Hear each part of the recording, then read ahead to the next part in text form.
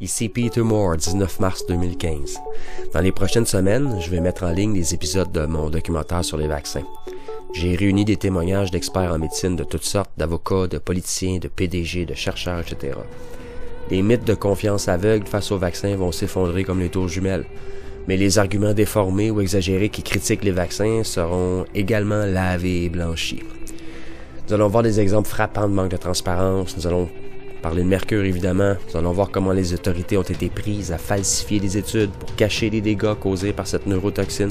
Nous allons voir comment, malgré le dit retrait du mercure dans les vaccins, les enfants continuaient sournoisement de recevoir leurs bonbons au mercure. Nous allons également parler des sels d'aluminium utilisés comme adjuvants, leur toxicité déjà reconnue.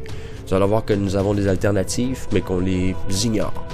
Nous allons voir que tous ceux derrière les injections vaccinales n'ont jamais fait d'études sur la synergie des métaux lourds dans l'organisme. Et comme contester les études sur le sujet est impossible, ils les ignorent tout simplement.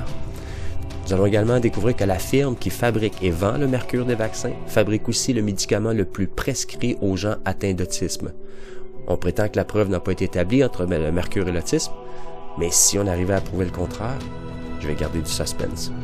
Mais ça signifierait que la firme qui s'est enrichie avec le poison depuis 70 ans s'est également enrichie avec le traitement de toute la durée de vie des victimes.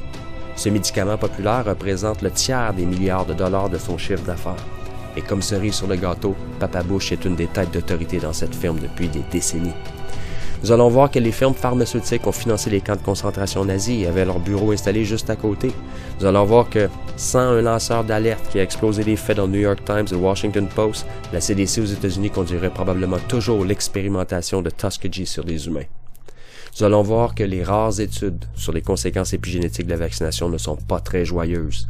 Nous allons également voir comment l'industrie embarque les gouvernements, les autorités de santé publique, les universités, le corps médical, les revues médico-scientifiques, à s'enligner avec les intérêts des firmes.